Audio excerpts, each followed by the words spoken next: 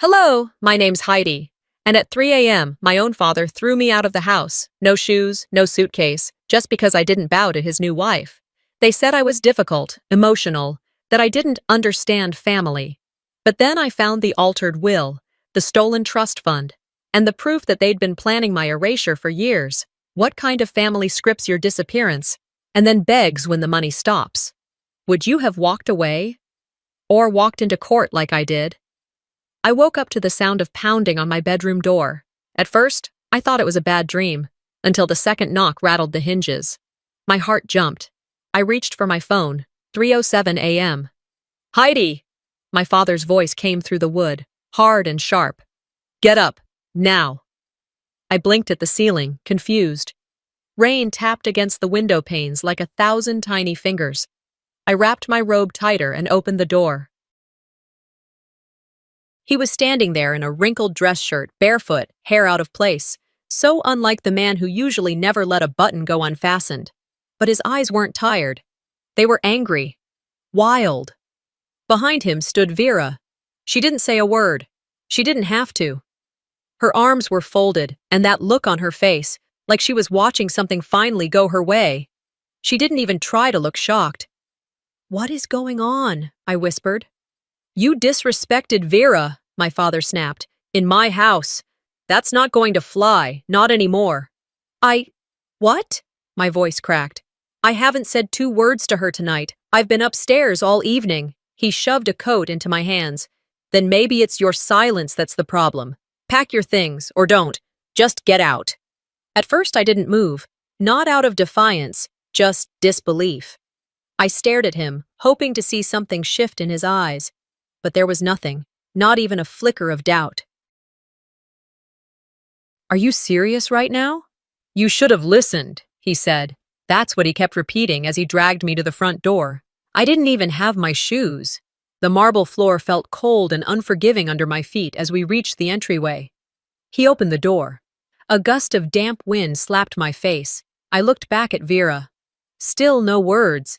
She leaned on the staircase railing like she was enjoying a private show. I turned to him one last time. "Dad, this is your daughter." "No," he said. "You were my daughter, before you chose to be a problem." Then the door slammed behind me. The rain was coming down harder now. It plastered my robe to my skin and soaked through my socks before I even reached the bottom step. I walked to the sidewalk, numb. The street was dark. The nearest streetlight flickered like it couldn't make up its mind whether to shine or die out. I sat at the bus stop down the street, legs shaking, the coat he'd shoved into my hands the only thing between me and the chill. I reached into the pocket. No phone. I must have left it on the nightstand. I leaned forward, clutching the coat around me like armor. My head spun, not from the cold, but from the memory of that look in his eyes. It wasn't the first time Vera had tried to edge me out, but it was the first time he'd let her. Just the morning before, I was dusting the old family altar, something my mom insisted we keep tidy, even after she passed. That little table in the sunroom, filled with framed memories. There used to be a photo of her and Dad from their 25th anniversary, her smile soft, his proud. I'd seen that photo every week for years, but yesterday it was gone, replaced by a glossy shot of Dad and Vera at a gala last fall, framed in gold, like it had always belonged there. I'd stared at it for a full minute, dust rag limp in my hand.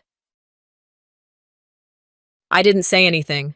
I swallowed the lump in my throat, chalked it up to bad taste, and moved on. I should have known that wasn't the beginning. It was a message. The signs had been there. Vera moving heirlooms around the house, shifting the dinner seating arrangement so I was no longer at the end of the table, but off to the side. Subtle changes, too polite to argue with, but just sharp enough to sting. And Dad, he'd been pulling away too. Quieter, less involved, brushing off my questions with, "Not now, Heidi," or "Let Vera handle that." So I stayed quiet. I told myself not to stir the pot. I played the peacekeeper. But peacekeeping is for people who are allowed to stay at the table. I hadn't realized I was already standing outside the door. I wasn't kicked out because I shouted. I was kicked out because I was still there. And now I was here. On a wet bench in the middle of the night, in my robe, in the rain, no wallet, no shoes. and not a single soul who knew where I was. Then I remembered. My phone had been in the coat pocket after all, hidden under the lining. I pulled it out, hands trembling, and powered it on. No missed calls. One new text. From Dad. "You should have listened." A sob started to rise in my chest, but I bit it down. They wanted me gone, erased. Like I'd never been part of that house, that family, that name. But they forgot something. I still held the trust. The library had just opened its doors when I walked in, soaked from the night before. The fluorescent lights buzzed faintly, and a warm blast from the heating vents made me blink hard. I hadn't slept. The bench at the bus stop offered no comfort, and neither did the idea of calling someone to pick me up. I made my way to the far corner, near a dusty window with a view of the back lot. No one else was there yet, just me, a stranger with matted hair and a coat that wasn't mine. I plugged my phone into the nearest outlet, pulled my knees up, and wrapped the coat tighter around my legs. The screen flickered to life, and with it, the ping of missed messages and app notifications, texts from friends, unread calls from numbers I didn't recognize, and then I saw it. A Facebook post. From Vera. The Vaughn Women, Legacy, Grace, and Leadership. The photo was polished, clearly a professional shoot. Vera stood in the center, flanked by two of her cousins and Bryn, her daughter, all in coordinated cream outfits. Underneath, she'd tagged dozens of family members. All except one. I scrolled through the comments. "Beautiful family," one read. Another said, "Where's Heidi?" followed by a string of silence. Someone replied, "She's not around anymore, is she?" Someone else said, "Let's not stir things up." My jaw clenched. I wasn't just left out of the picture. I was erased, like I'd never existed in the first place. It didn't take long before my name was trending, in the wrong circles. The family chat was buzzing, not with concern, but with speculation. Vera was already responding to some of the private messages, spinning the story carefully. "Heidi's going through something. It's best we respect her space." Space? They'd pushed me out the door barefoot and in a robe, but now I was taking space? I closed the app and stared at my reflection in the window. Puffy eyes, dry lips, tangled hair. None of that scared me. What did, though, was how calculated it had all become. How perfectly Vera executed each move. One photo at a time. One story at a time. I stayed in that library until noon. I used the restroom to clean up the best I could, paper towels for my face, a borrowed comb from the lost and found box, and coffee from the vending machine that tasted like burnt cardboard. Around 1 o'clock, I got a message from my cousin Emily. She was always the quiet one at family gatherings, more comfortable texting than talking.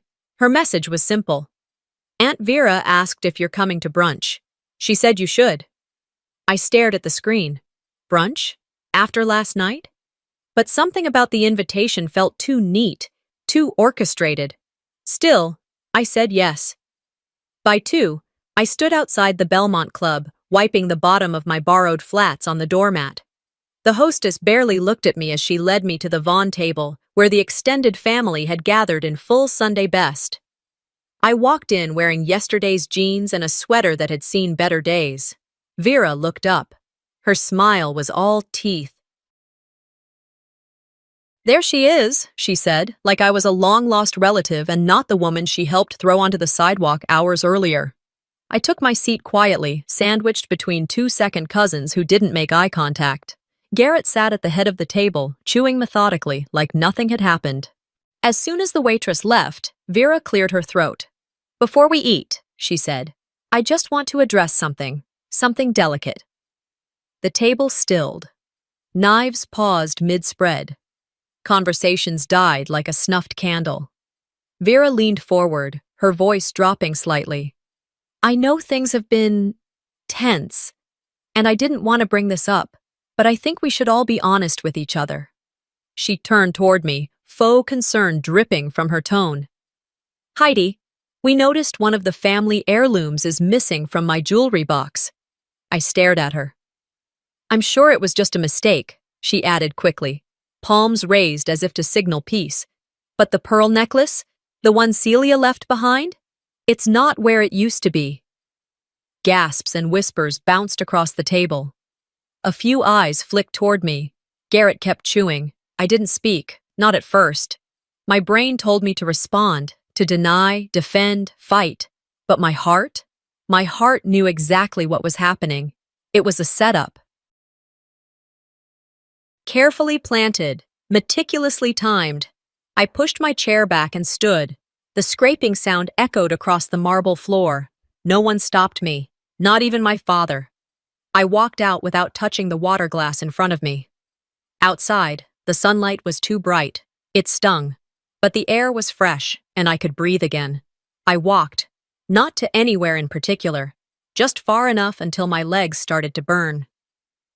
Eventually, I found myself at White Point Garden, a quiet park at the tip of the city. I sat on a bench beneath a massive oak, one my mother used to love.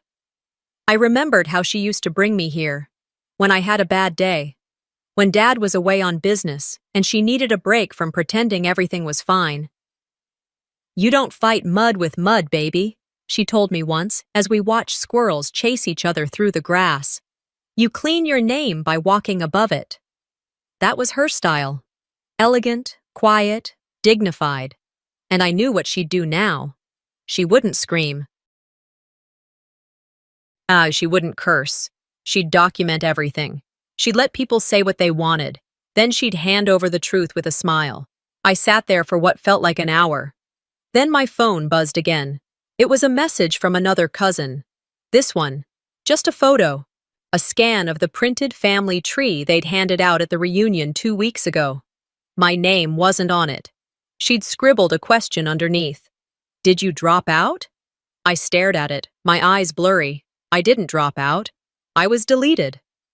2 days had passed since brunch at the Belmont Club, and I still hadn't unpacked the borrowed overnight bag Ruth had quietly dropped off at my Airbnb. It sat by the door like a silent witness to everything unraveling. The room was quiet except for the distant hum of traffic and the occasional creak of old wood beneath the floorboards. There were no photos here, no heirlooms, just me, a bed, and a kitchen that smelled faintly of burnt coffee. That morning, a soft rustling under the door startled me. I'd barely touched my second cup of coffee when I noticed a cream-colored envelope on the floor. No postage, no name on the front. Just the kind of deliberate plainness that made your skin tighten a little. I hesitated, then picked it up and slid my finger under the seal. Inside was a short note, handwritten in tidy block letters. "I worked with your mother. There's something you need to see. I'm in town for 3 days. If you're ready, meet me at 11 a.m. The Red Porch Cafe." No signature. Just as I finished reading it, my phone buzzed with a calendar reminder, except I hadn't set one. 11 a.m. blinked back at me, synced from a calendar I hadn't touched in years. I didn't question it. By 10:40, I was already seated at a back table of the Red Porch Cafe, a small spot near the waterfront with faded red chairs and coffee that was always a little too strong. I sipped from a chipped mug and kept my eyes on the door. At 11:02, a man in his 70s entered. Thin frame, salt and pepper beard, worn loafers. He looked around until his eyes landed on me. He nodded once and walked over.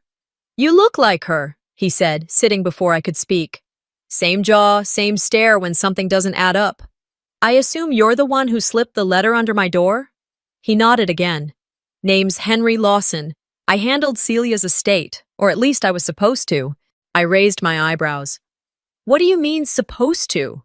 He pulled out a leather folder from his worn briefcase, opened it carefully, and slid a few papers across the table. My name stared back at me, typed neatly in bold. Heidi Quinn. Beneficiary. Primary trustee. Executor of the Vaughn Family Trust.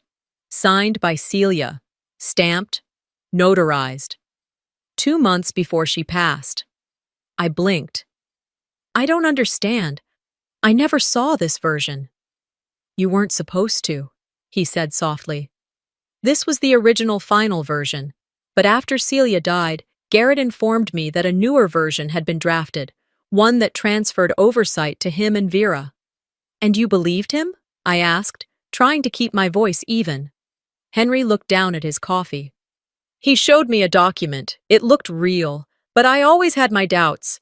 Then you disappeared from the family record, and I couldn't shake the feeling something was wrong. I flipped through the pages again. This version of the will didn't just name me, it protected the trust from being amended in case of Garrett's remarriage. That clause alone changed everything. Why now? I asked. He shrugged. I'm old and tired, and I liked your mother. She trusted me. I can't undo what I didn't stop, but maybe this helps you do something about it. He stood, placed a small USB drive on the table, and nodded again. That's everything I have. Originals are with my attorney. You'll need a real fight to challenge it. But this puts the law back on your side. Then he walked out. No fanfare. Just gone. I sat there for a long time after he left. I reread every page, my hands trembling a little. Not from shock, more like clarity. Focus. Realization sinking in. They hadn't just thrown me out of the house. They'd tried to legally erase me. It wasn't just about power anymore. This was an attack on my mother's legacy, on the promises she made when she wrote my name on those lines. And they thought I'd never see it. I paid for my coffee, gathered the papers, and stepped back into the wind. Instead of going straight home, I stopped by the small legal resource center a few blocks down. I didn't need them to explain the documents. I just needed a scanner and a place quiet enough to think. I uploaded every page, labeled them carefully, and saved a copy to 3 different places: a secure drive, my email, and 1 physical printout. Then I sent a text to Leora. Me. Do you still handle estate law? Her reply came almost instantly. Leora. For you, always. What's going on? Me. Meet soon? Leora. My office. Tomorrow, 9 a.m. I didn't write anything else. Not yet. But the words formed in my head as I walked back to the Airbnb. They tried to burn the paper trail, but I still held the match. That evening, I pulled out the old laptop I'd kept after my mother died. It still had her initials carved into the bottom with a small heart next to them. Garrett had refused to even open it after the funeral, said it was too sentimental. Truth was, he probably didn't want anyone finding what was inside. It took me a few minutes to remember the password. I tried birthdays, anniversary dates. Nothing worked until I typed in the name of the song she used to hum while making tea. Moon River. The screen lit up. Old photos, recipes, spreadsheets. Nothing unusual at first glance. Then, a folder titled In Case. Inside were scanned documents, conversations, notes, letters, and 1 handwritten note with a date written just 2 weeks before she passed. If you're reading this, it means they tried. The ink bled slightly near the edges, like it had been touched by tears or coffee. I stared at it for a long time. Then I whispered to the screen, as if she could hear me through the glass. And now, so will I. The air outside was cooler than it had been in days, a slight break from Charleston's usual late summer thickness. I'd just come back from Leora's office the evening before, my bag heavy with scanned copies, hard drives, and notes that made my entire shoulder ache. I didn't even unpack. I left everything on the couch and fell asleep on top of the covers, still in jeans, with 1 shoe half off. So when my phone rang the next morning and I saw Garrett's name on the screen, I didn't answer it right away. I stared at it until it stopped ringing. He called again a minute later. On the 3rd call, I picked up. Hey, sweetheart, he said. Too soft, too easy. Dad, I said, not giving him anything else. I was thinking, he started, maybe we could sit down and talk, just us, nothing formal. That's unexpected, I said flatly. There was a pause, like he'd hoped I'd fill the silence with something warmer. Look, I know there's been tension, he said, but I really think if we just meet and clear the air, it might help everyone. You know how things get misunderstood. I haven't misunderstood anything, I said. But fine, when? He told me he was at the family office that morning, said he had some documents to review, and thought it might be good for me to stop by. No pressure, he added, which, coming from him, only meant pressure in disguise. By the time I pulled into the gravel lot of the family office, the sun was already high, casting sharp shadows against the white columns. It used to be my mother's consulting office. Now it was painted a different color and had Vera's name listed as Strategic Director on the front door. Garrett greeted me at the door with that same half-hug he gave to investors. "Thanks for coming, Heidi. I appreciate you being open." I didn't respond. I walked past him, straight into the conference room where I'd sat dozens of times growing up, coloring while my mother worked. The table was the same. The pictures were not. Every photo of Celia had been replaced with awards bearing Vera's name or framed newspaper clippings from local charity events. Garrett followed me in and handed me a single sheet of paper from a file folder. "I know things have been complicated," he said, "and you've had questions. This document is just a clarification, a cleanup. Nothing changes your role. Just streamlines things for the trust moving forward." I looked down. It was titled Family Trust, Role Adjustment Addendum. My name was on it. He stood across from me, hands folded like he was leading a prayer. I read quickly. 3 paragraphs in, a phrase jumped out. "In the event of family restructuring or realignment, administrative rights may be reassigned to the acting spouse of the primary trust holder." I looked up slowly. "To Vera?" I asked. Garrett blinked, then tried to smile like I'd misunderstood. "It's just a formality. Legalese. It won't affect anything." "You're trying to hand the trust to her?" "No," he said, and then quickly added, "It's more of a safeguard, for continuity." "Continuity?" I repeated. I didn't sit.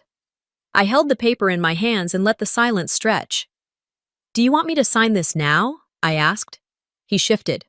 "I mean, it would save time, but if you need to review it—" "I already did," I said, cutting him off. "Last night." His eyebrows rose. "I scanned it from your office server yesterday afternoon. You forgot to change the access passwords." He looked stunned for a beat, then cleared his throat. "I didn't realize you never do," I said quietly, placing the paper on the table without signing. "You had one chance to choose your daughter. You picked silence, and that silence is written all over this page." I walked out without another word. He followed me to the parking lot, but only halfway. By the time I got to my car, he was already turning back toward the building. In the window above, Vera watched it all unfold. Her mouth was a hard line, her eyes unreadable. That evening, I returned to the Airbnb and opened my laptop. I pulled up the scanned copy of Celia's final handwritten addendum and attached it to an email addressed to Leora. Subject: Next step. Message: Attachments ready. Filing formal notice tonight. Thanks. Then I logged into the estate portal and uploaded every piece: Celia's will, Henry's notarized records, and the protective clause that locked out posthumous changes from any spouse not named in the original. As the confirmation message loaded, my phone lit up with a delivery notice: Certified mail delivered. V. Dorian. Signed by recipient. I imagined the look on her face as she opened the envelope. I imagined her hand shaking just slightly as she unfolded the document, reading the ink that still bore my mother's name. "You wanted to own the name, Vera. Now I own the legacy." After I clicked submit on the official estate court notification, a strange kind of quiet settled over me. Not peace, nothing as comforting as that, but a calm that felt earned, like finally exhaling after holding your breath too long. 2 mornings later, I was back in Leora's office. Her assistant brought us coffee in paper cups, and I stared out the window while Leora printed the final revocation forms. Charleston's sky looked bruised with clouds, the kind that warned of a storm even if the forecast swore otherwise. Leora slid the last sheet across the table. "This will pause all disbursements until the court rules on full control," she said. "But you're going to shake a few trees today." "That's the plan," I said, signing my name with steady pressure. "They've built their world on those branches." She didn't smile. Not like she used to when we were 20-something interns learning case law and daydreaming about changing the world. Today, her face was as serious as mine. By lunchtime, the trust fund's auto payments were frozen. No more monthly transfers to Garrett and Vera, no more foundation payouts, no more prepaid anything. I didn't need a press release. I just needed numbers to stop moving, and move they did, in reverse. By late afternoon, Garrett was in a meeting with local sponsors when his card declined, twice, while covering lunch. He made a call from the parking lot, pacing. The foundation accountant called Vera. 10 minutes later, Bryn's tuition payment for her semester in Florence bounced, and I didn't pick up my phone once. The calls came in like clockwork. Garrett first, then Vera, then an unknown number, which I assumed was some third-tier lawyer they dragged into it. I silenced them all and went to the park instead. The one where Mom used to take me on days like this, when she needed to remember that life had more color than whatever meeting room tried to flatten her. I sat on a bench beneath a canopy of oaks and watched an elderly couple feed birds. The wind rustled through the leaves with a rhythm I hadn't heard in months. My phone buzzed again. I glanced down, voicemail from Garrett. I let it sit, another buzz. This time, a text. Garrett, you cut the fund? You can't do that. This affects your whole family. I read it twice, then typed my reply without flinching. Me. I know. I read the documents you tried to trick me into signing. I trust you taught Vera to read hers, too. He didn't reply. That night, the phones kept ringing. I kept writing, emails, scans, everything filed and backed up in triplicate. Not just for court, but for me, for my sanity. I wasn't trying to destroy them. I was stopping the bleeding.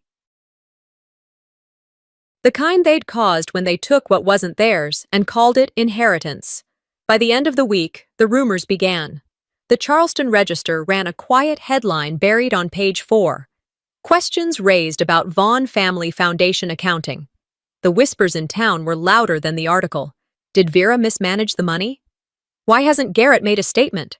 Wasn't that trust supposed to be for the kids? I hadn't spoken publicly, I hadn't posted a word. But silence, used right, makes noise on its own. Ruth called that Friday evening. Her voice was soft but clear. I know you're being painted dramatic, she said, but I see through it, and I want you to know you're not wrong. I swallowed hard. Thanks. I sat through a dozen dinners listening to Vera pretend she built that legacy. But I was there when your mom wrote the first draft. She built it for you. You were supposed to carry it, not them. I let that sit in my chest for a moment. Something warm bloomed through the ache. I'm not giving it away again, I said. I know, Ruth replied. And they're scared. That's why they're scrambling. She wasn't wrong. 2 nights later, I came home to a package sitting upright against my door. No return label, no note. Just a small white envelope with my name printed on it. Inside, a USB stick, a label taped to it in blocky handwriting. Play this before you go any further. I stared at it for a minute, thumb pressing into the corner like it might reveal something.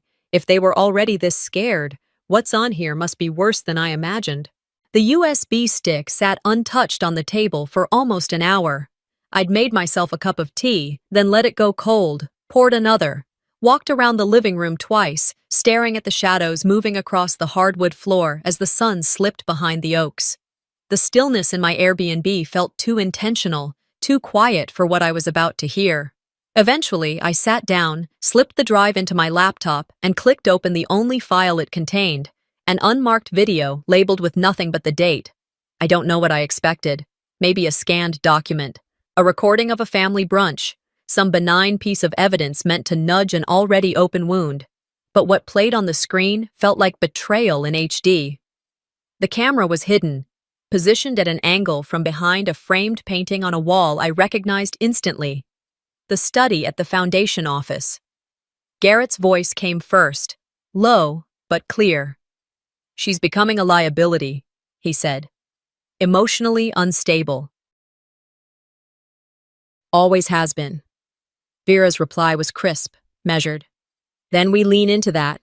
We play the long game, use her reaction against her, let her dig her own hole. My stomach clenched. I leaned in closer, fingers tightening around the ceramic mug. Garrett laughed, an ugly, hollow sound I'd never heard from him before. If she gets emotional, we'll say she's irrational. If she fights back, we'll call it harassment. It's worked before, Vera added. They knew. They had planned every moment of my erasure, every sideways look, every omission, every cold glance from relatives who once kissed my forehead and said I was my mother's twin. I paused the video halfway through, not because I couldn't stomach the rest, because I needed to absorb what I'd already seen. This wasn't just neglect, it wasn't misunderstanding, it was strategy. I hit play again. At one point, Garrett said, "Once the revised version goes through, she'll have no standing. She won't even know until it's too late." "She's not stupid," Vera muttered. "She's tired," he corrected her. "There's a difference, and tired people make mistakes." I closed the laptop without finishing the last minute. I didn't need more. They'd buried me on purpose. Later that evening, just past 9, a notification popped up on my phone. A video message from Garrett. His face filled the screen, sleeves rolled up, tie askew. His eyes were red, but I wasn't sure if it was from crying or whatever performance he was about to deliver. "Heidi," he began. I'm sorry." He paused, inhaling deeply. "This isn't what I wanted. Things got complicated. Vera, she thought she was doing what was best for the family, and Another pause, a shake of the head. "I should have spoken up sooner." I waited. I waited for the words that mattered, the kind that took ownership, that said, "I chose wrong. I abandoned you." Instead, he said, "But you know, you've always been difficult, hard to reach. You have this way of twisting things. It made it tough to trust you sometimes." I pressed delete without watching the rest. There it was, the real Garrett, the one who cried only when it cost him something, the one who apologized just enough to feel noble but blamed enough to stay innocent. The next morning, a knock came at the door. I opened it to find a young man in a blazer holding a thick white envelope. "Heidi Quinn?" he asked. "Yes." "You've been served." He handed me the envelope and turned without waiting for acknowledgement. Inside, a cease and desist letter from Vera's legal team. They accused me of defamation, breach of fiduciary duty, cyber harassment, and weaponizing family assets for personal vendettas. I didn't scream. I didn't throw anything. I walked to the kitchen, opened my laptop, and sent an email to Leora with one subject line. "Now?" She called within 5 minutes. "We've got more than enough," she said before I could speak. "I've already prepped the response, a 52-page breakdown of every violation we've tracked, including the Foundation's misuse of charitable funds. I've flagged 4 transfers for federal review." "Good," I said, sitting back in my chair. "Send it." "Already done." By late afternoon, Vera's legal team received a formal reply. No settlement, full countersuit, documents en route to the IRS and State Attorney General. They sued because I had power. We responded because I had proof. That evening, Ruth called me again. "They're unraveling," she said. "I bumped into Garrett at the market today. Couldn't look me in the eye." "Let them," I replied. "They've been hiding behind politeness for long enough." "You just keep walking forward," she said. "You're almost there." After the call, I turned off the lights and sat in the dark for a while. Thinking. Feeling. When you grow up believing your family is sacred, betrayal doesn't come in just one color. It comes in quiet tones, in polite shrugs, in tears that pretend to be regret. But it doesn't change what was done. I checked my email once more before heading to bed. Leora had just sent one line. "I just got subpoena notice. They're trying to preempt you in court." I didn't panic. I smiled. Let them. I've already started writing the last chapter. By the time I pulled into the parking lot across from the Foundation Gala, dusk had turned the Charleston sky a deep lavender. I stayed in the car for a few minutes, watching through the windshield as well-dressed couples stepped onto the red carpet, smiled for photos, and disappeared inside. No one knew I was there. No one had invited me. That was the point. I adjusted my black blazer in the rearview mirror. Not for vanity, there was no camera waiting to catch me, but for armor. I opened my phone and checked the clock. 6:57 p.m. My fingers hovered over the screen where the post sat in draft mode, already loaded onto my social media accounts and queued across 3 advocacy groups I'd worked with in the past. 3 minutes. The posts weren't dramatic. They didn't name-call. There was no colorful language or emotional appeals, just numbers, dates, screenshots, bank transactions, a copy of the original will, and excerpts from the version they'd buried. I didn't need a sob story. I had receipts. At exactly 7:00 p.m., I tapped Publish. Then I stepped out of the car, crossed the street, and leaned against the wrought iron fence that bordered the venue. Through the windows, I saw Vera speaking to a group of donors near the fireplace. She wore navy blue, the color Mom always said projected control. Garrett stood a few feet away, smiling politely at someone holding a wine glass. Inside, no one knew their phones were already lighting up. It started as a ripple. A waiter paused mid-step. A woman in a sequined gown lowered her flute of champagne to check her screen. Then another, and another. I watched Vera's face change. First confusion, then stillness, then something far colder. She reached for Garrett's arm, whispered something in his ear. He froze. I turned and walked away before the first news site even picked it up. By midnight, it was everywhere. Charleston charity faces scrutiny over financial mismanagement. Exclusive, documents suggest misuse of Vaughn family trust. Original will reveals conflict at heart of estate dispute. And underneath it all, comment after comment. This explains a lot. Wait, they erased her from the family tree? Why hasn't Vera responded? They didn't need to. The silence was the response. Of course, the counterattack came quickly. By morning, a blog surfaced under a pseudonym. Long, winding, poorly edited, but accusing me of everything from narcissism to borderline delusions.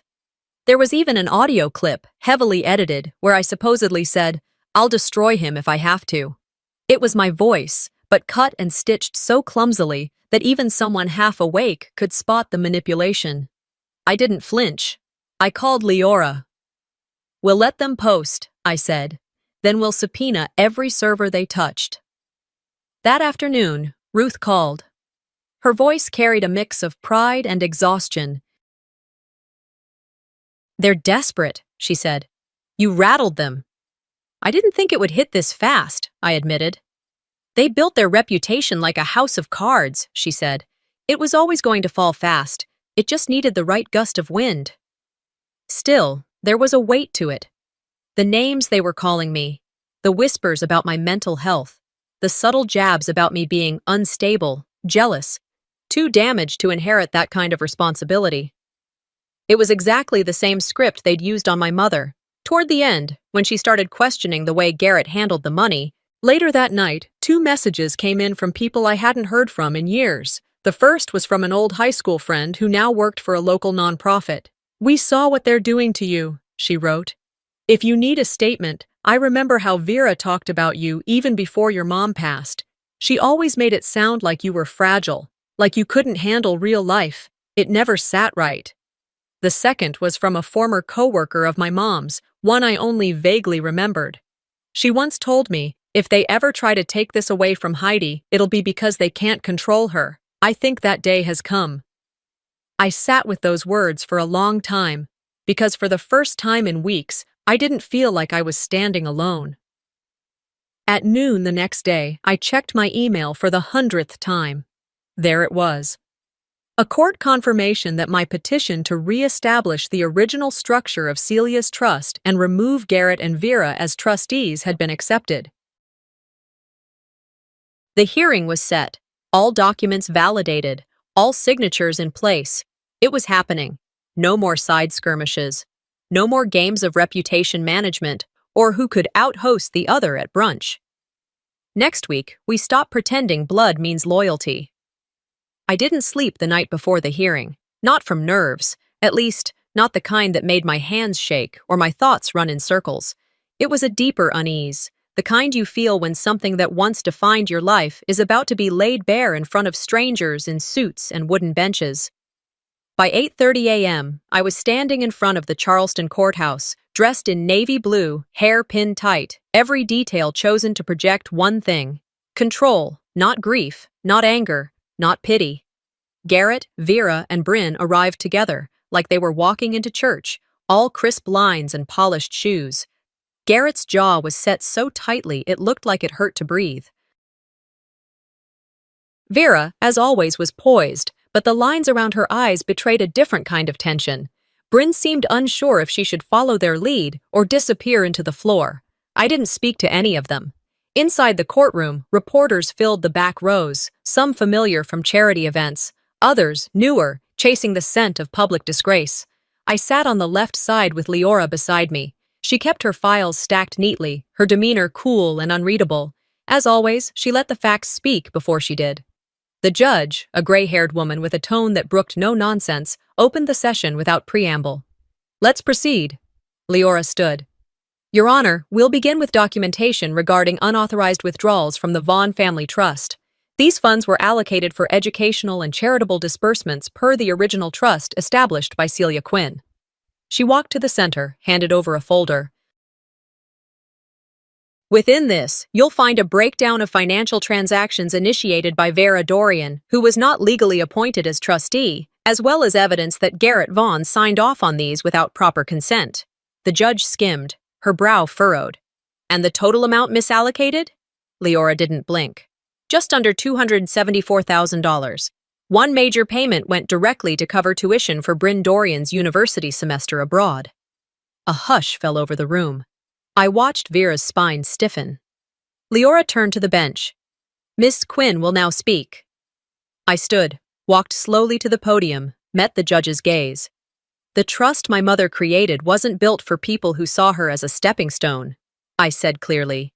"It wasn't a prize, it was a promise, and it certainly wasn't meant to fund a lifestyle that excluded her own daughter." Vera shifted in her seat. Garrett looked straight ahead.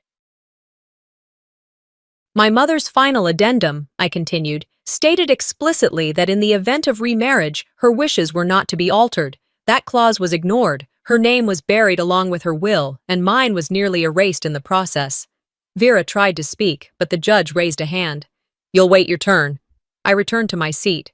Garrett's attorney began to murmur something, but Garrett stood on his own. "If I may," he said quietly. His voice wavered. The judge nodded once. Briefly. He looked at me. Not past me, not through me. For once, he looked at me. "I thought I was doing what was best for the family," he said. "I didn't realize how far things had gone." My fingers curled against my leg, nails biting skin. "Mr. Vaughn," the judge said, "intentions do not absolve violations." She turned to her clerk. "Enter Exhibit 17. Proceed with ruling." The clerk handed her a single page, my mother's handwritten clause, validated and notarized.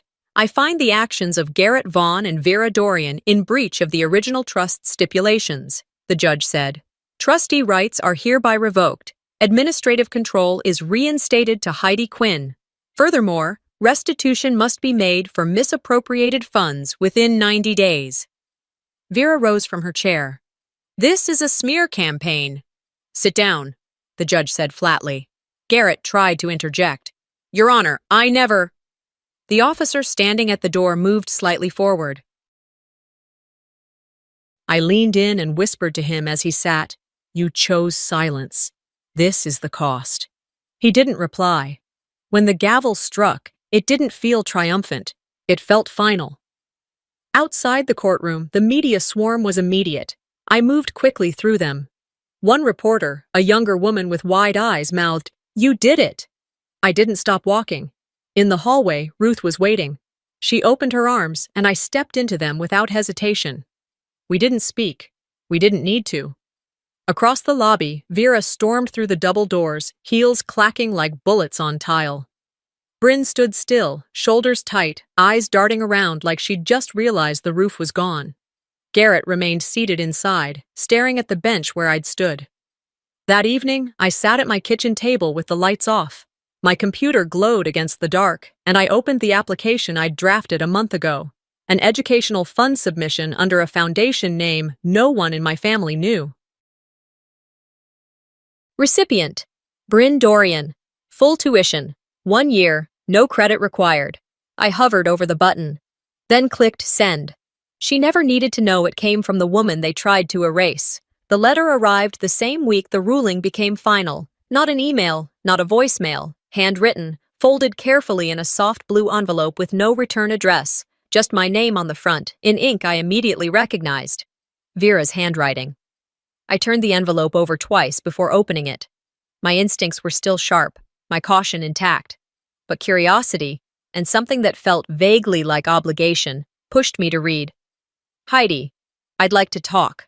Not argue, not litigate, just talk. I'll be at the church garden Friday at noon. If you choose not to come, I'll understand. V. I sat with the letter for hours. Part of me expected it to self-destruct, like in a spy movie. Another part wondered if I should bring someone, Ruth, Leora, anyone, to sit nearby in case it was some elaborate attempt to twist the knife one last time. But Friday came, and I walked to the church garden alone. It was quiet, the kind of quiet that wraps around your shoulders like a blanket and reminds you that grief and grace often share the same silence. Vera was already seated on one of the stone benches under the dogwood tree, wearing black slacks and a pale blouse, hair pulled back too tight, like she was trying to hold herself together by her roots. She didn't stand. She just looked at me and nodded once. I didn't sit right away. I stood in front of her, arms crossed, letting the moment stretch longer than it needed to. I never hated you, she said finally. I blinked. That's a strange opening. She clasped her hands together in her lap. I couldn't let Bryn live in your shadow. I tilted my head. So you erased me, lied about me, drugged me with your words in every room I walked into? She sighed. You were always so sure of yourself, so much like your mother. That wasn't a compliment. No, she admitted. It wasn't meant to be. We sat in silence for a while. Leaves fluttered above us. A couple passed through the garden, speaking softly, not noticing us. I thought if I could protect what Bryn had, she said, then maybe she'd have a shot. Maybe people wouldn't compare her to you every time she entered a room. I didn't soften. I didn't lean forward or touch her hand. I wasn't there to reconcile. I was there to understand the shape of the damage. You didn't need to erase me, I said. You just needed to raise her. She nodded slowly, eyes fixed on the ground. I suppose you're right. There was nothing else to say. I stood and walked away. She didn't follow. Later that afternoon, I went to the bank. It was quiet there, too. Most people didn't fund scholarships anonymously, but I wasn't most people. And Bryn, despite her silence, deserved a life untethered to the poison that had spilled between her mother and me. I finalized the transfer, double-checked the name, and handed the paperwork to the manager. She'll never know it came from me, I told Leora that evening over the phone. She doesn't need to, Leora said. Some things aren't about thanks. I smiled into the receiver. No, they're about ending things the right way. 1 week later, I stood beneath the magnolia tree where my mother's memorial had once been planned before Vera canceled it in favor of a cocktail fundraiser for the foundation. This time, there were no photographers, no catered food, just a folding table with a linen cloth, a bouquet of fresh lilies, and people who had known Celia Quinn for who she truly was. Ruth read a poem. One of Mom's friends from her advocacy group told a story about how Celia once spent her weekend helping a woman she barely knew avoid foreclosure. Someone else played an old voicemail where Mom laughed mid-sentence. We all laughed with her. And for the first time in years, I didn't feel like I was clinging to her memory. I felt like I was living it. That night, I returned to my apartment, a small sunlit place with creaky floorboards and a bookshelf I built myself. On the shelf sat 3 framed photos, one of Mom, one of me and Ruth at the courthouse, and a third frame still empty. I don't know why I hadn't filled it. Maybe I was waiting for something that didn't exist anymore, or maybe I'd left it open for the future, to remind myself that there are parts of life still unwritten. I leaned back into the sofa and stared at the wall across from me, feeling the stillness not as absence, but as peace. I wasn't trying to rebuild the family, I was trying to rebuild what family meant to me. The next morning, I visited the cemetery. The groundskeeper nodded as I passed.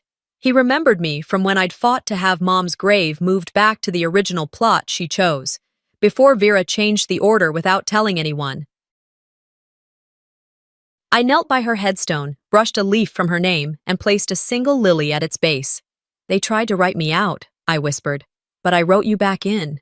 And that will always be enough. Sometimes, family isn't defined by blood, but by the courage to stand alone when everyone else turns their back." Heidi's story reminds us that silence in the face of betrayal is not strength, but reclaiming your voice is. Have you ever had to fight to be seen in your own family? Share your thoughts in the comments, and don't forget to subscribe for more powerful true-life revenge stories and emotional journeys like this one.